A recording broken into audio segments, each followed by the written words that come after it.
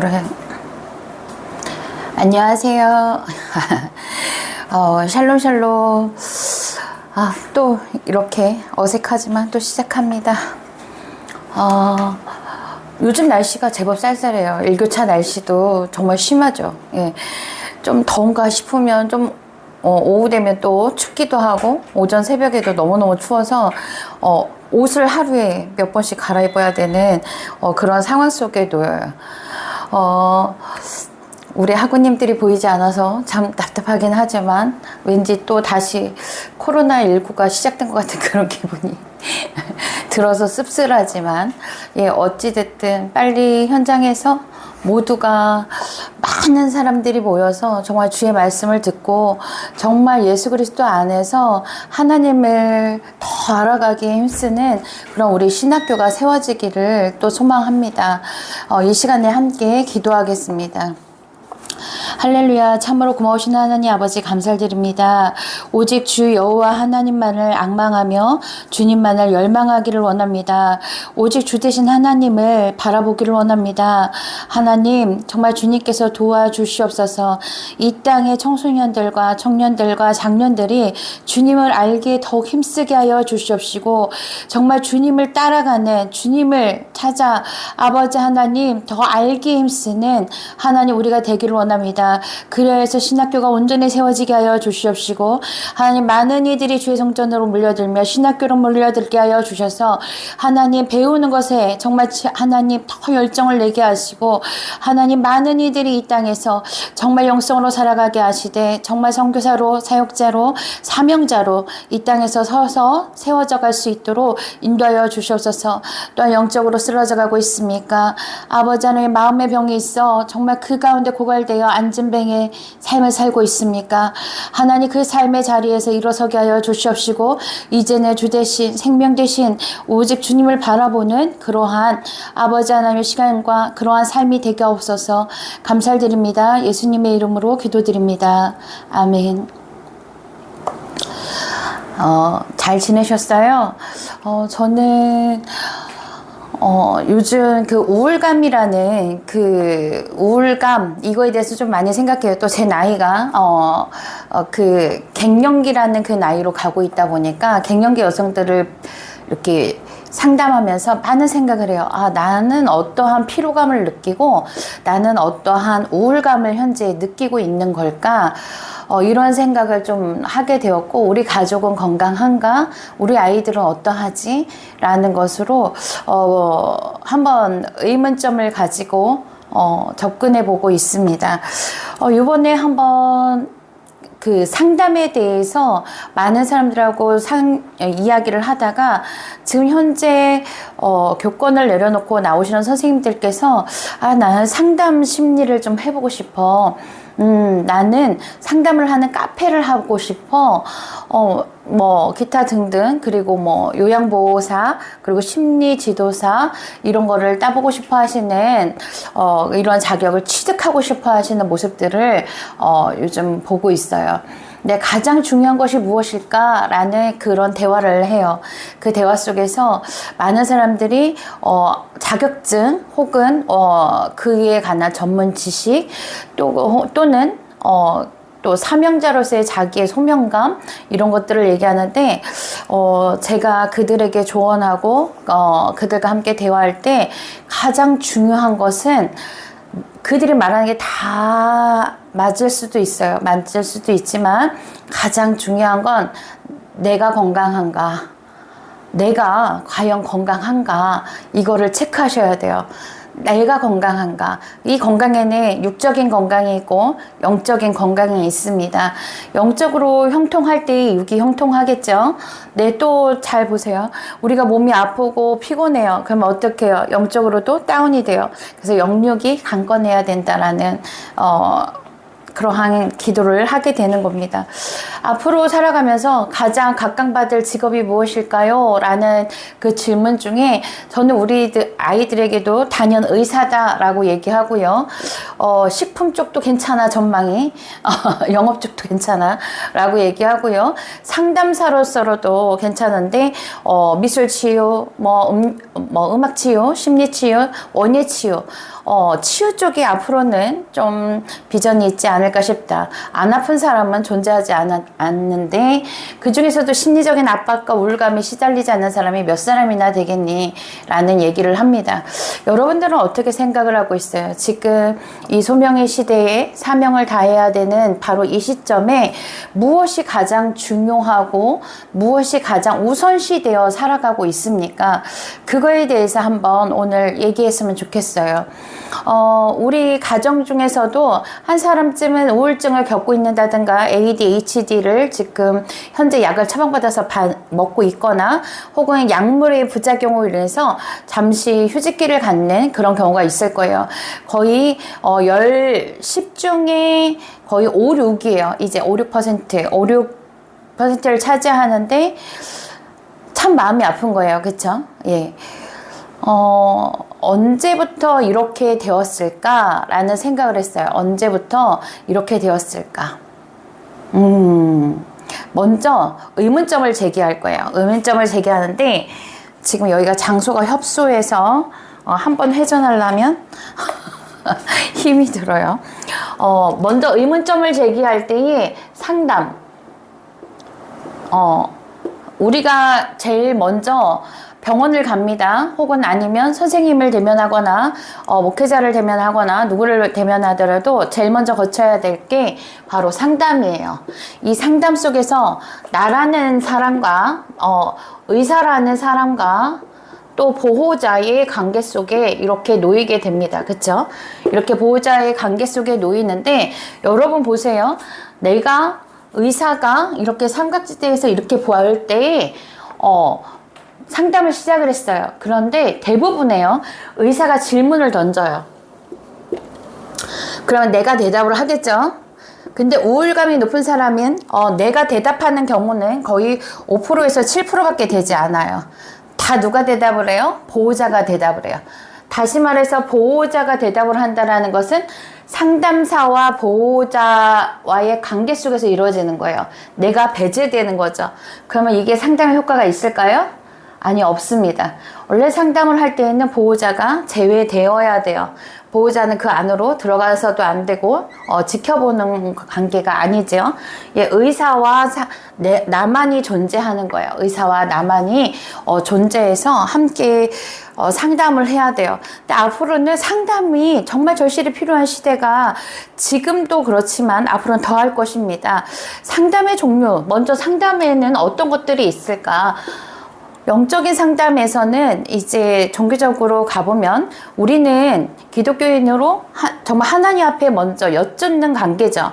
예, 하나님 앞에 질문을 하고 하나님의 대답을 기다리기를 힘쓰는 그러한 관계예요. 마찬가지로 교회 안에서는 누구에게 상담을 합니까? 목회자에게 상담을 합니다. 혹은 교구 안에서의 교육자나 혹은 전도사님들 통해서 사역자를 통해서 상담을 받습니다. 그런데 여기서 중요한 부분이 있어요. 나보다 영적인 선배여서 혹은 교회를 더 일찍 나와서 혹은 좀 더 배운 사람이라서 찾아가는 상담은 좋지가 않아요. 개인과 개인의 상담은 좋은 것은 아니에요.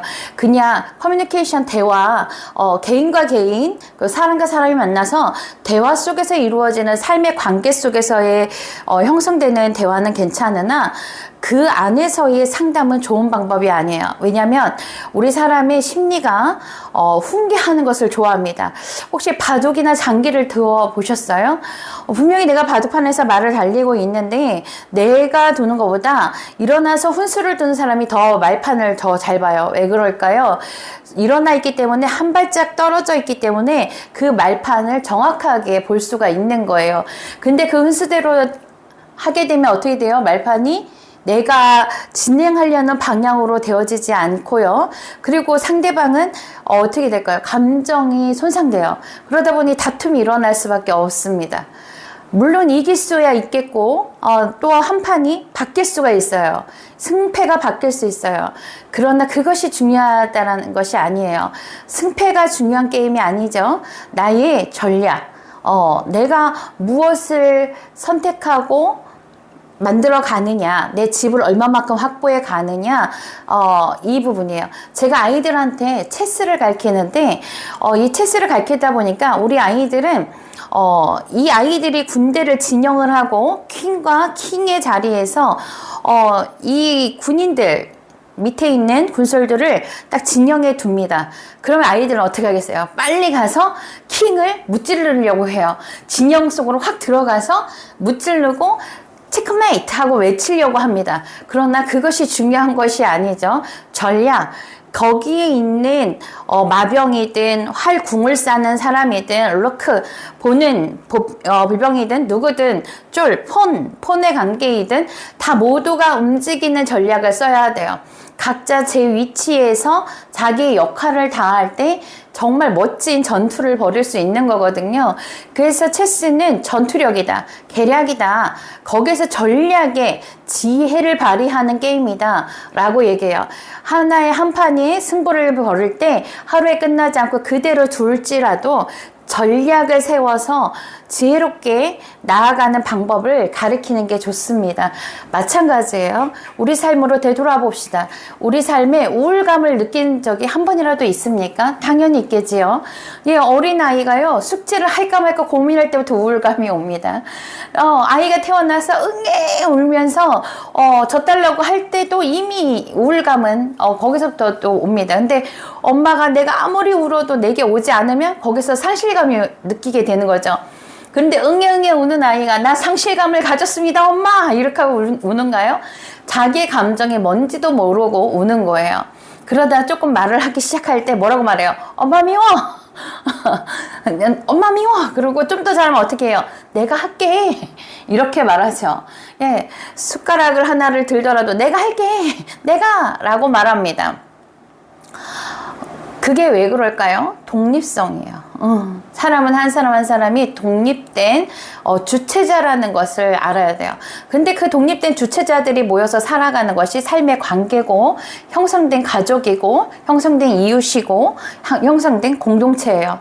그런데 그 관계에 형성되었지만 그 관계의 조직도에서 나라는 사람의 역할이 무엇일까 생각해 봐야 돼요.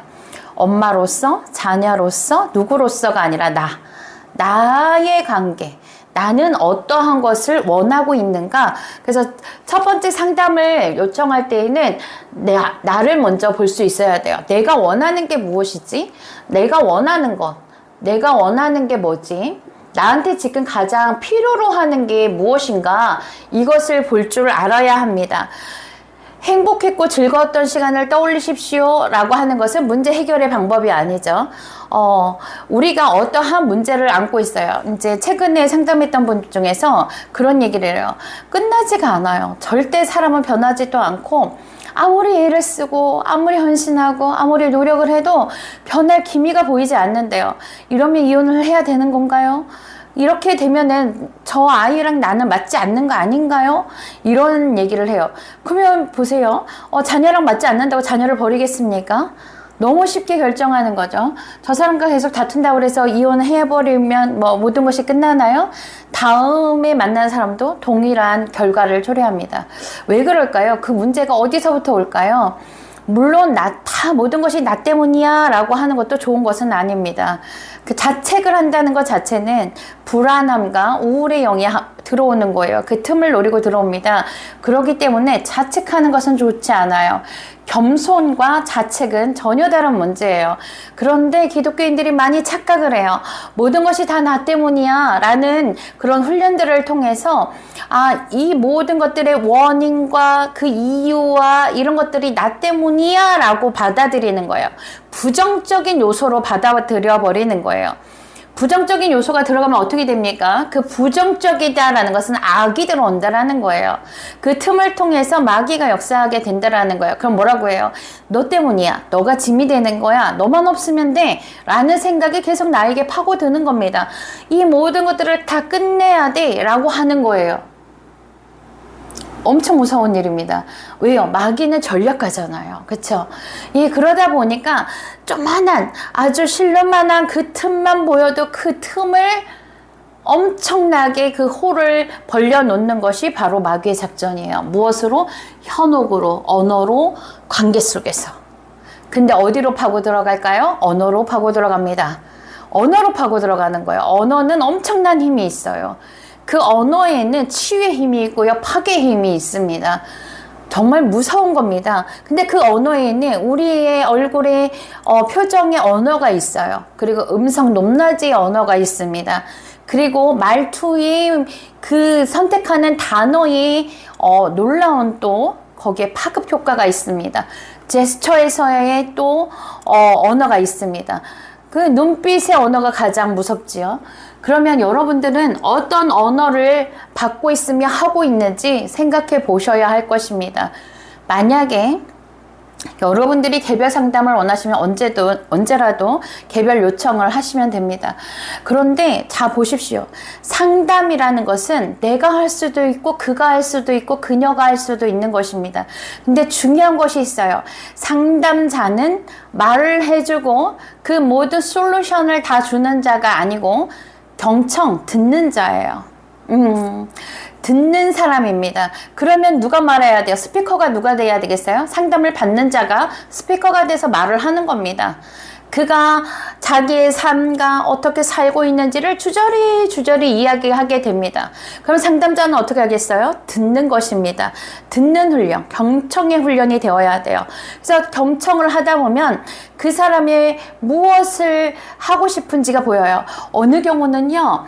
5시간을 주저리 다 얘기를 하는데 그제서야 제가 이 사람은 지금 필요한 것이 이거구나 라고 깨닫는 순간도 찾아오기도 해요. 무턱대고 이 사람은 지금 아픈 거야, 기도가 필요한 거야. 그거는 내 생각이죠. 그것은 내 생각이죠. 모든 사람이 아프고요. 모든 사람이 기도가 필요해요. 가령 이런 거예요. 가정의학과를 갔더니 콜록콜록 기침을 했어요. 당신 감기입니다. 나가십시오. 약은 처방되었습니다. 3일치 줄까요? 5일치 줄까요? 이렇게 말하는 것 같습니다.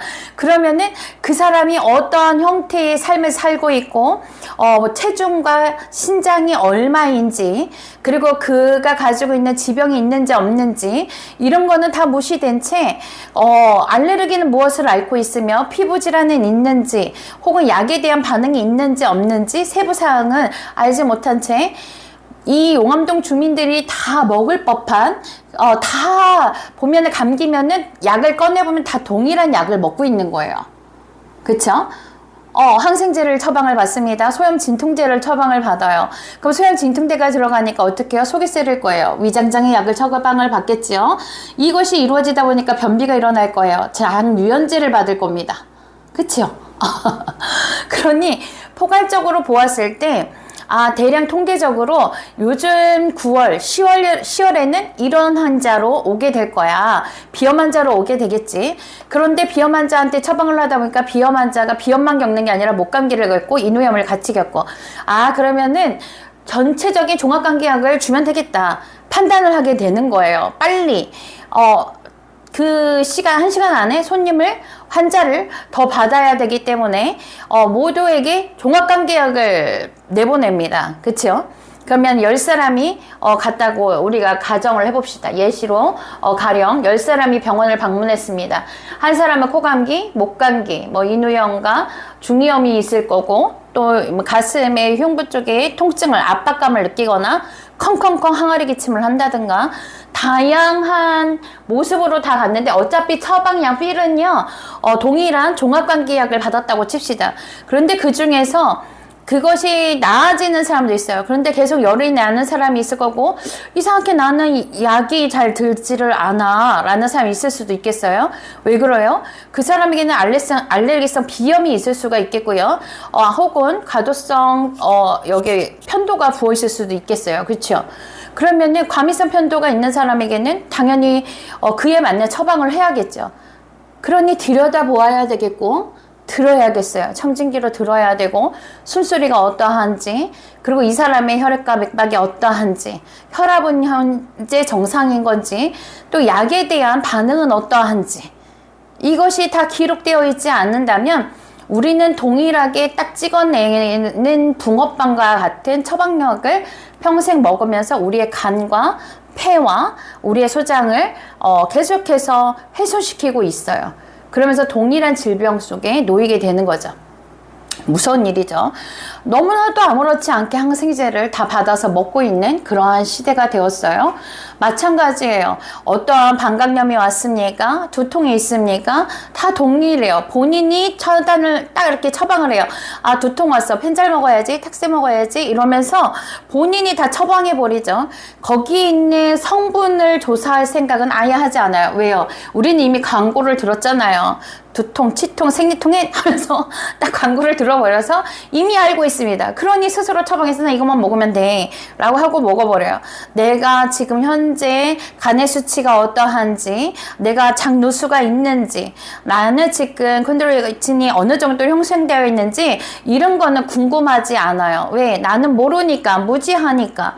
그러면서 나는 내게 처방을 내리고, 내 자녀에게 처방을 내리고, 내 가족에게 처방을 내립니다. 엄청 무서운 일이에요. 사실 이거는 정말 몸속으로 침투하는 정말 무서운 일을 행하고 있는 거예요. 그런데 어떨까요? 마음이 아파요. 너무너무 아파서 힘이 들어요. 아침에 일어났어요. 이불 밖으로 나오는 게 너무너무 힘듭니다. 꼼짝도 하기 싫어요. 모든 것을 스케줄을 다 캔슬하는 거예요. 아무것도 하기 싫다. 그냥 모든 소음이 멈췄으면 좋겠다. 나는 그냥 쉬고 싶어. 눕고만 있고 싶어. 그래서 나는 밤 시간이 가장 좋아. 라고 하는 사람들이 정말로 많습니다. 왜 그럴까요? 너무 분주하기 때문에 그래요. 바쁜 것과 분주한 것은 전혀 별개의 문제예요. 우선순위를 잃고 중요도가 없기 때문에 분주한 거예요. 중요도와 우선순위가 있으면 바쁘기는 하나 질서가 정확하게 잡혀 있기에 쾌감이 느껴집니다. 그러나 분주한 사람은 쾌감이 있을 수 없어요. 뭐가 있어요? 과로가 있고 피로가 있는 겁니다.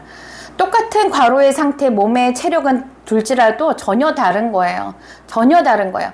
우리 아이 중에 뜀뛰기를 발바닥 전체로 뛰는 아이가 있어요. 발바닥 전체로 뛰다 보니까 어때요? 온몸에 그 마찰이 쾅쾅쾅 울리겠죠. 그러니 조금만 뛰어도 애가 너무 힘든 거예요. 허리가 아프고 척추가 아프고 막 이러면서 온몸을 갑자기 막 이렇게 돌려요. 또 하나이는 위로 뛰는 거예요. 위로 껑충껑충 뛰다 보니까 아무리 뛰어도 멀리 가진 않고 위로 뛰다 보니까 빠른 것 같지만 멀리 거리를 가지는 못하는 거예요. 또 하나이는 다리가 학처럼 길어서 그냥 걸어도 다른 아이들이 뛰는 것보다 빠릅니다. 지금 제 앞에 있는데 우리 드보라는 걸음걸이도 빠르고 모든 게 다 빨라갖고 정말 급할 때는 우리 보라에게 제가 심부름을 시킬 정도로 정말 빠른 친구예요. 앞에서 웃고 있는데 이게 어떤 부분이에요. 똑같은 삶을 살더라도요, 발바닥으로 뛰면서 사는 사람이 있고요. 또 우리 아이들처럼 발가락으로 다 걷는 아이가 있는데, 몸을 앞으로 이렇게 성격이 급해갖고 걷는 아이가 있는데 허죽거리면서 살아가는 사람이 있는 거고요. 또 성큼성큼 같은 시간을 살아도 성큼성큼 가는 친구가 있고 기어가는 친구가 있어요. 그러니 삶의 형태는 다 달라요. 그쵸? 그러면 이렇게 말하는 거예요. 다 같이 A가 됐든 B가 됐든 C가 됐든 D가 됐든 다 뭐를 말하냐면 피로감을 이야기합니다. 피로감을 이야기하고요. 한결같이 말하는 것은 우울감을 얘기하는데 피로감과 우울감은 어디서 올까요? 그 현기증은 어디서 올 것 같아요? 외로움에서 오는 거예요. 외로움이요. 사람이 가장 무서워하는 게 뭘까요? 내가 혼자가 되는 것을 외로워하고 무서워합니다. 내가 가정에서 나만 혼자인가? 나만 지금 현재 밀려 있는가? 학교에서 교실에서 막 뛰고 있는 아이들 속에서 갑자기 소리가 왕왕왕왕 소리로 변하면서 홀로 있고 주변이 다 사라지는 경험들을 하는 아이들이 있습니다. 왜 그럴까요? 거기서 나오는 우울감은 어디서 왔을까요? 아무도 그를 지지하지 않고 아무도 그 옆에는 없다고 생각하기 때문에 홀로 광야에 서 있게 되는 거예요. 빈들에 나가 서 있는 상황이 되는 것입니다. 우울감과 외로움은 동일하게 움직이는 겁니다. 피곤과 그 안에 지치고 무기력함 또한 어디서 올까요? 외로움에서 오는 거예요. 외로움은 또 어디서 올까요? 내가 홀로 되었다라는 무기력에서 오는데 이 무기력이 어디서 오는가 또 들어가 보는 거예요. 이 무기력이 어디서 오는가? 결과적으로는 내 마음에 생각이 신이 없는 거예요. 흥이 없는 거예요. 익사이링이 일어나지 않는 거예요.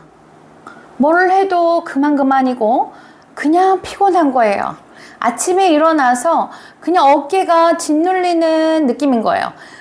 밤새 잠을 잤는데도 불구하고 잤는지 안 잤는지 모르겠다는 말과 자고 났는데 왜 더 피곤한지 모르겠어요. 그리고 몸이 솜처럼 무거워요. 이런 말들을 참 많이 합니다. 왜 그럴까요? 대부분 그럴 때 운동 처방을 해요. 왜 그래요? 좀 움직이면서 땀을 흘리고 이 액션을 통해서 스트레스를 풀라는 거예요. 밖으로 좀 뿜어내라는 거예요. 안에 고인 것을 뿜어내라고 그런 처방을 내는 겁니다. 운동 처방을 받아서 내가 너무 살이 쪘나 봐. 이렇게 받아들이는데 안에 고인 것을 밖으로 분출하라 이런 얘기예요. 그래서 저희 어렸을 때는 왜 그렇게 교회 모였을 때 다 같이 모였을 때 무기력감과 아니면은 지금 괴로움과 피곤함을 얘기하기보다 집안에 있는 대소사를 이야기하고 또 무엇을 얘기했습니까? 남의 집 이야기를 많이 했어요. 그쵸? 근데 요즘은 또 교회가 어떻습니까? 별반 다르지 않아요. 왜 그런 일들이 계속 생기는 걸까요? 나의 일에 간섭받는 걸 싫어하지만 나는 남의 일에 간섭을 많이 하게 되고 남의 집의 일이 더 잘 보이게 돼요. 그게 첫 번째 제가 시작할 때 말했던 뭐예요? 훈수. 훈수를 두기를 좋아하기 때문에 그래요. 그 훈수 두는 것이 내가 그를 배려하고 섬긴다 생각하지만 그렇지 않아요. 그것은 교만이에요. 다시 나로 돌아와 보세요, 여러분. 지금부터 잘 따라오셔야 돼요. 나를 돌아와 보세요. 나 자신에게 집중하세요. 내가 원하는 것은 무엇입니까? 나는 왜 지금 현재 빈들에 나가 서 있습니까? 여러분은 현재 광야에서 무엇을 찾고 계십니까?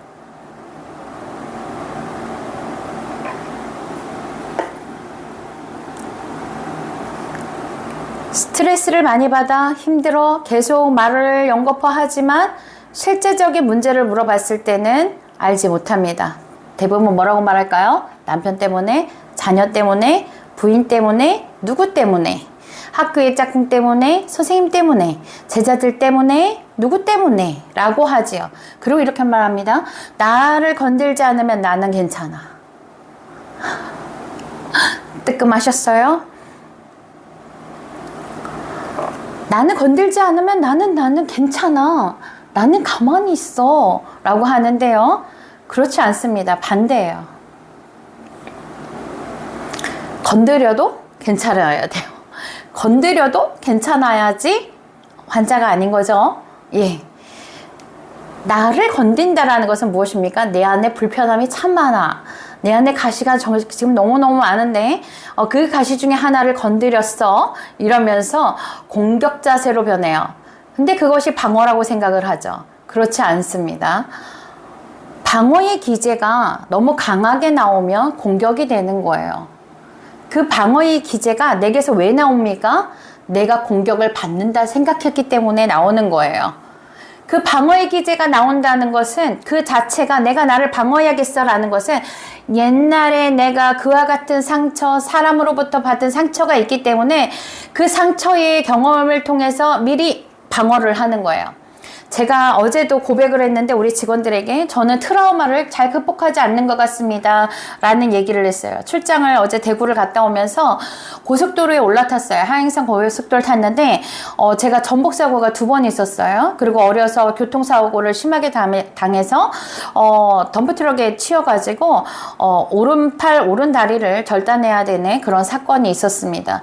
그래서 제가 수술을 좀 오래 4차 수술까지 하고 걷게 되는 놀라운 기적을 또한 맛보게 되는 그러한 삶을 살았어요. 역전의 인생을 살고 있는데, 자 보십시오. 그런데 그것을 잊고 살았어요. 근데 운전을 하다 보니 운전자에게 다가오는 것이 소형차만이 다가오는 것이 아닙니다. 대형차가 오는 거예요.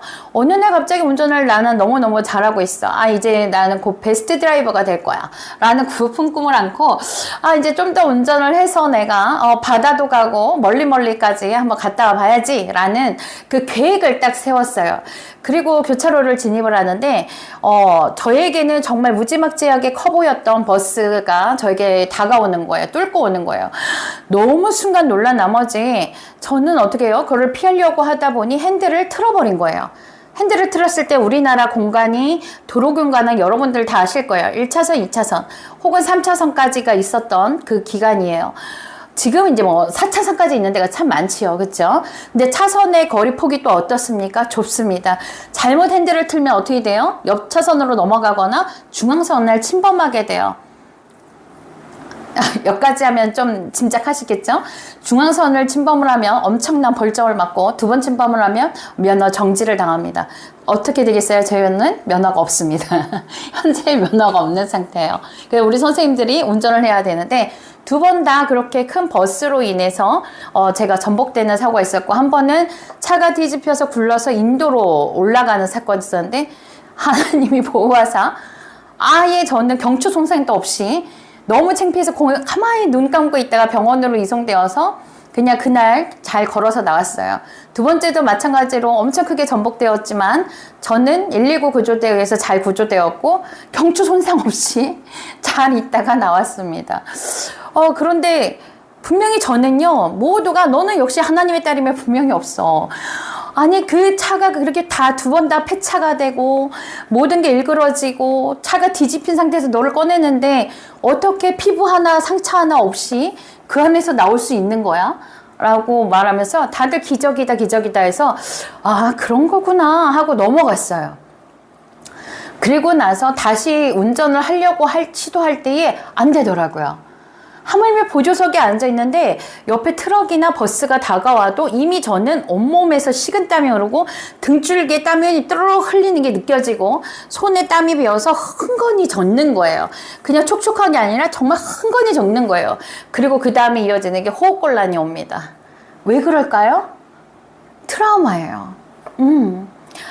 저렇게 커다란 차가 내게 올 때는 사고가 나 라고 내가 인지해버리는 거예요.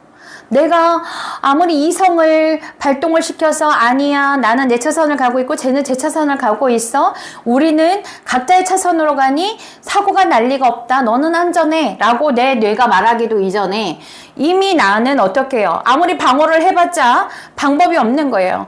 이미 그 차는 나를 엄습할 것 같고 이미 내 눈앞에 그 차의 몸통이 보이고 온몸이 소스라치도록 놀라서 비명을 지르고 그리고 엎드려서 숨을 몰아쉬는 나의 모습을 보는 거예요. 그 상황이 분명히 10년이 더 됐는데 나 왜 이러지? 처음에는 너무 당황을 했어요. 그리고 아는 교수님에게 가서 상담을 요청했어요. 그리고 이렇게 얘기를 하는 거야. 외상후 스트레스.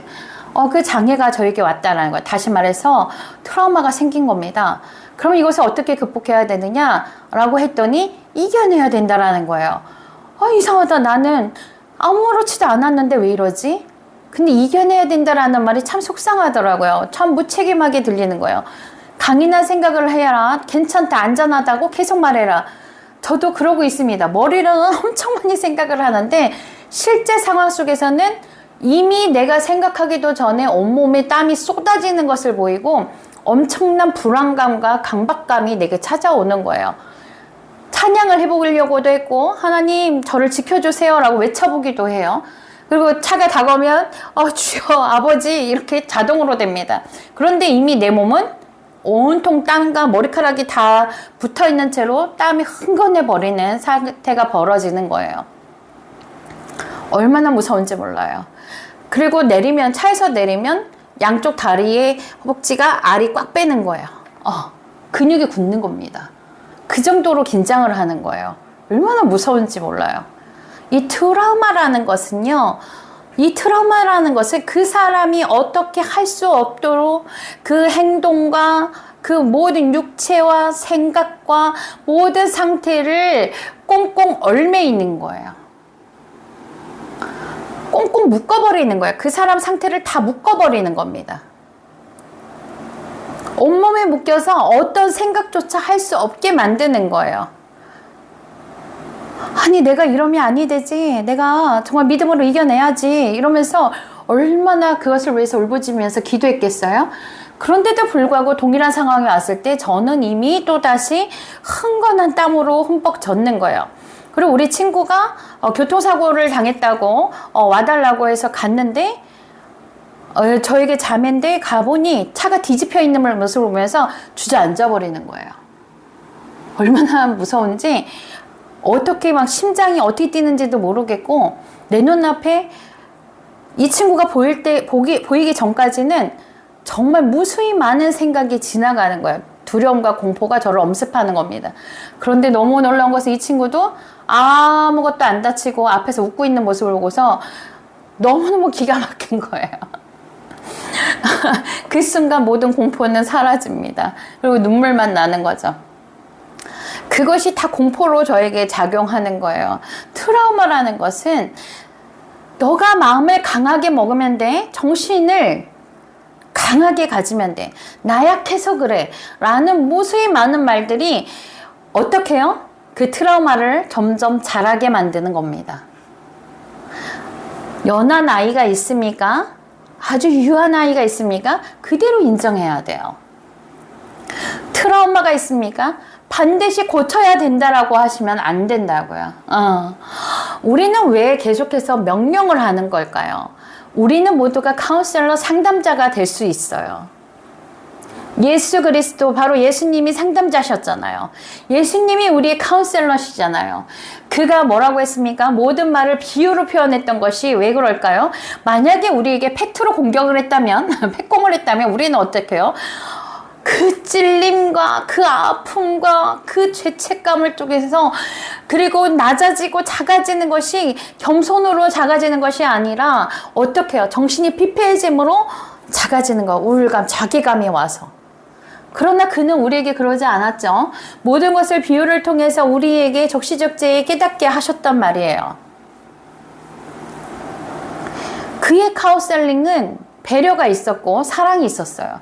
모든 카운셀링의 그 기본 베이지가 뭐가 있었다고요? 바로 배려와 사랑이 있었다라는 거예요. 그런데 나는 어떠한 카운셀링을 나에게 혹은 네 주변에게, 이웃에게, 가정에게 하고 있는가? 사역자는 모두가 카운셀링을 할 수 있어야 되는데 나는 내 가정에서 가장으로서, 엄마로서 혹은 사역자로서 내가 있는 곳에 서 있는 나의 하나님께서 보여준 사명자로서 어떠한 카운셀링을 하고 있는가 생각해 보셔야 돼요. 이 아이가 어제 짜증내게 했으니 오늘도 짜증낼 거야 하고 인상을 쓰고 바라보고 있습니까? 아니죠. 어제의 그 아이와 오늘의 이 아이는 다른 아이죠. 이게 무슨 말이야? 이게 무슨 말이야? 우리 여기 자매 중에 하나가, 공동체 한 식구 중에 한 명이 뭐만 이렇게 스트레스를 받으면 무의식 쪽에 누구 때문에 짜증나 이렇게 말을 해요. 그런데 그것이 뭐였냐면은 계속된 체면이에요. 자기 체면 속으로 들어가는 거야.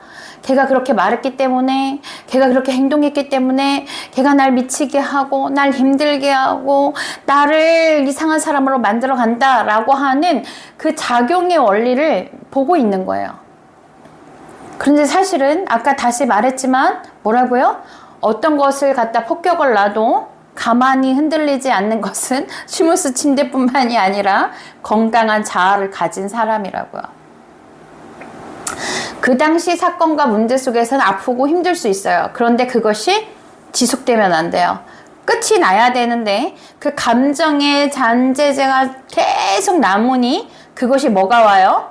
나의 성격과 기질로 변하고 내가 피해망상이 되어서 계속해서 나는 방어를 하는 것 같지만 방어 기제를 놓는 것 같지만 공격으로 가는 거예요. 그러니까 상대방도 어떻게 할까요? 예전보다 더 강하게 나한테 대처하겠죠.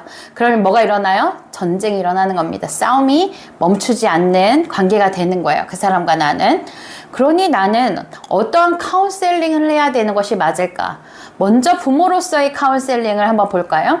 부모는 부모와 학부모로 나뉘어지는 거예요. 그쵸?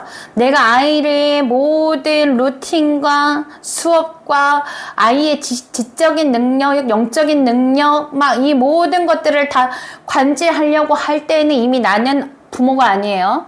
학부모가 돼버린 거예요. 그리고 혹은 교사가 되어서 지금 이 아이를 주도하고 싶은 자가 된 거예요. 그러면 이제 그것을 배제하고 이제 그것을 배제해버리고 부모로서 한번 보겠습니다.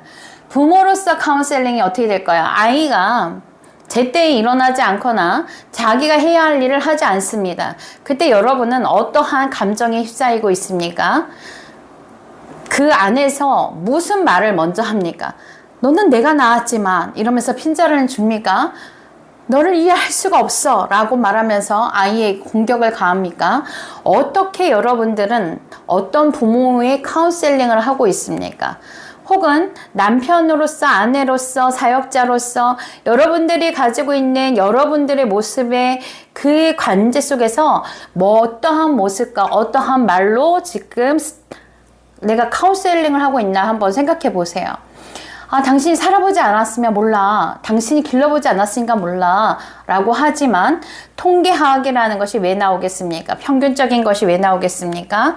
사람이요, 정말 다 다른 듯 하지만 다 비슷비슷한 상황과 평균적인 상황들을 가지고 있고 그 안에서의 공통점이 그 집합 안에서의 원소들이 어차피 교집합으로 만나고 합집합으로 다 만납니다. 사람 사는 게 그런 말 있죠. 어른들이 거기서 거기야 라고 말하잖아요. 그쵸? 10대 때를 가보니까요, 10대 때 저는요 공부에서 그날그날 해야 할 일들을 하지 않거나 미리 예습 복습이 안 되면 큰일 나는 줄 알았단 말이에요. 그리고 내가 가지고 있는 지금 평균과 등수에 떨어지면 안 된다 생각했고 지면 안 된다라는 승부욕이 되게 강박적으로 저에게 작용을 했어요. 그리고 20대에 가보니 관계 속에서 이루어지는 겁니다. 모든 것들이 관계에서. 나는 정말 완전히 열과성을 다해서 열정적으로 10대를 지내왔어. 막 이렇게 생각이 들어가는 거예요. 교회 안에서, 사역 범위 내에서, 학교에서, 친구 관계 속에서, 가정에서 정말 지금 생각해도 다시 되돌아가서 뭐를 바꾸고 싶은 생각은 없어요. 정말 열정적으로 살았어요. 20대도 마찬가지지만. 그런데 이제 50이 되어서 생각해 보니까 헛웃음이 나는 거예요. 왜 그렇게 왜 그렇게까지 했지? 라는 생각이 드는 거예요. 우리 아이들을 보면서 또 왜 저렇게까지 안 하지? 이런 생각도 하는 거예요. 뭐 중간이 없을까? 얘랑 섞고 얘랑 조금 흐트르고 얘랑 이렇게 해서 이렇게 만들어주면 안 될까? 이런 혼자서 막 믹스를 해보는 거예요. 절대 내 생각만큼 아이들은 믹스가 되지 않습니다. 자기의 온전한 자아 정체성으로 살아가죠. 예, 근데 그 자아 정체성을 느린 아이의 자아를 가진 아이, 그리고 성격이 급한 아이, 모든 것을 덜렁대는 아이, 이래도 흥 저래도 흥 하는 아이, 완벽하게 모든 것이 다 끝나야 되는 아이. 그런데 살아보시니까 어떻던가요? 물론 어리신 분들도 계시겠지만 그 모습이 다 우리 안에 있습니다. 한 사람 안에 모든 기질과 성격이 다 들어있는 것입니다. 우리 여기 포이에마 식구들이 13명, 총 남자 가장까지 하면은 15명이에요. 그런데 이 식구들을 보면은요, 참 놀랍습니다. 분명히 다른 부모로 안에서 태어났고, 전혀 성도 다르고, 자라온 환경이 다르고, 그리고 무엇보다 지역이 달라요. 그런데 너무 다 똑같아요. 부모들이 비슷하다 보니까 자녀들이 비슷해요. 자녀들을 견주다 보니 부모랑 비슷해요. 그래서 우리가 농담으로 타임머신 타고 가서 네가 낳은 거 아니야? 막 이럴 정도로 정말 다 비슷해요. 왜 그런 걸까요? 하나님은 참 오묘하게 어떻게 이렇게 닮은 자들을 우리에게 다 이렇게 저의 옆에 보내주셔서 이 닮은 자들을 고스란히 이렇게 놓게 하셨을까라는 의문점을 많이 가졌었단 말이죠.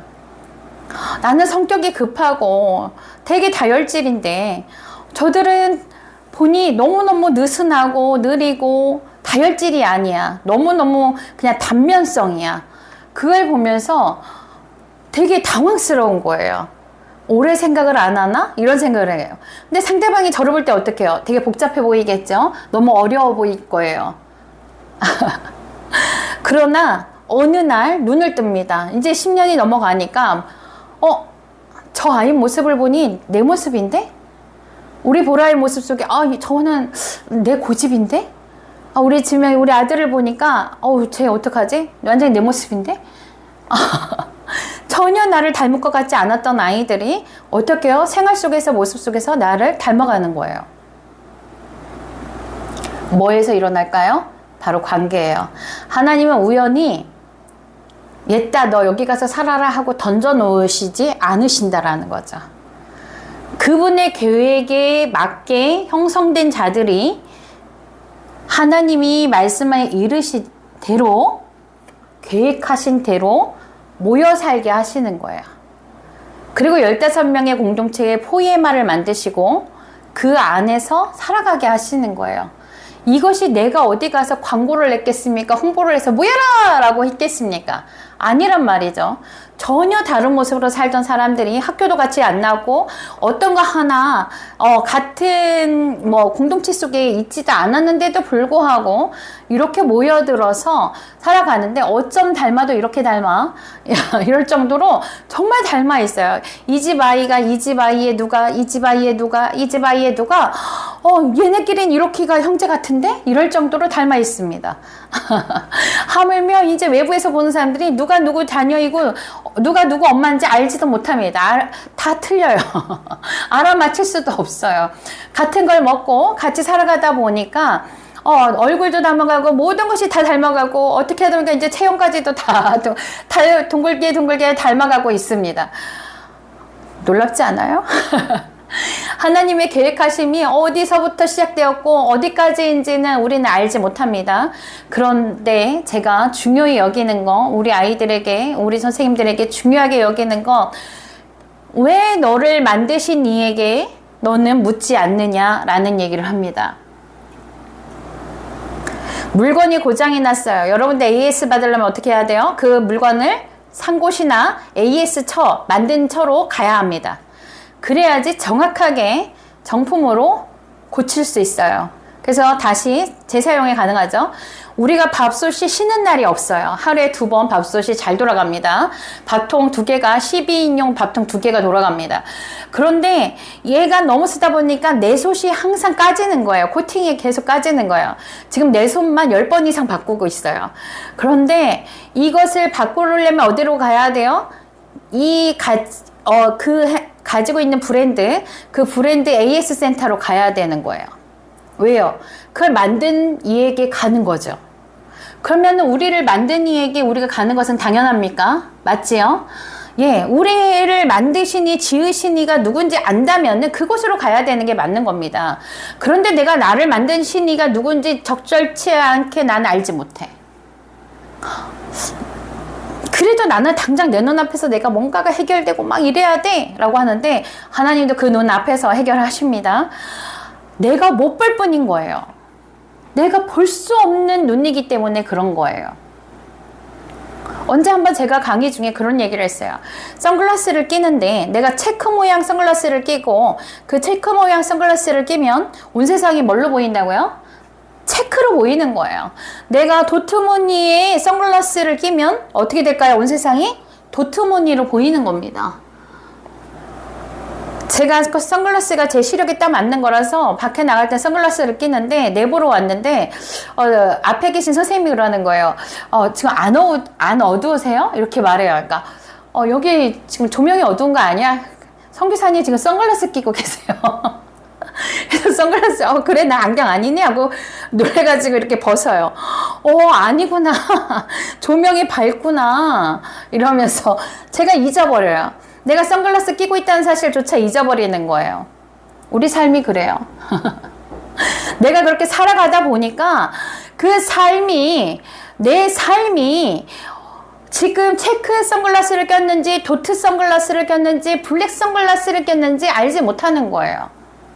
그러니 여러분, 어떻게 해야 될까요? 나를 먼저 알아보는 게 가장 중요한 거예요. 내가 나를 먼저 알아보는 것, 그것만큼 중요한 건 없어요. 내가 먼저 나를 볼 줄 아는 눈이 있어야 됩니다. 그러니 여러분은 그 보는 눈이 어디서 찾아야 되는지, 그 AS를 어디서 받아야 되는지 그것을 보았으면 좋겠어요. 잠깐 쉬는 시간 갖고 다시 2부에서 만나도록 하겠습니다. 좀 이따 만나요.